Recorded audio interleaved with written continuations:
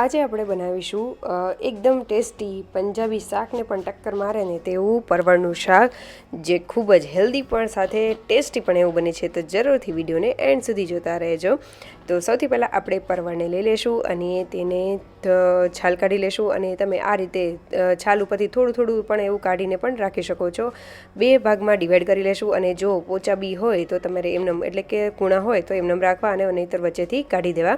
હવે તેલમાં એડ કરીને આપણે મીઠું એડ કરીને તેને તેલમાં જ ચડવા દેશું. ત્યાં સુધીમાં આપણે ગ્રેવી બનાવી લઈશું. તો ટમેટાં, ડુંગળી, લસણ, મરચાં, આદું અને મગજતરીના બી અને કાજુને પલાળેલા હતા તે લીધેલા છે.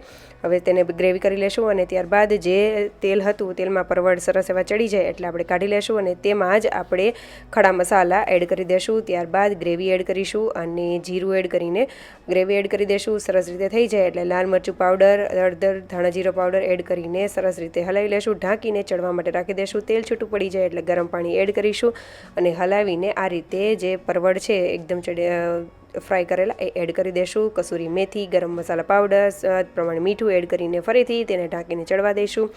એકદમ સરસ એવું શાક બનીને તૈયાર થઈ જશે. અને સાથે તમે જોઈ શકો છો ઉપરથી ધાણાભાજી મેં સ્પ્રિંકલ કરેલા છે. તો ગરમા ગરમ રોટલી, પરાઠા, ભાખરી સાથે કોઈ પણ વસ્તુ સાથે સર્વ કરો, મજા આવી જાય ને તેવું છે. મેં જારની રોટલી સાથે સર્વ કરેલા છે. સાથે સલાડ, છાશ, પાપડ હોય ને તો ખાવાની મજા પડી જશે.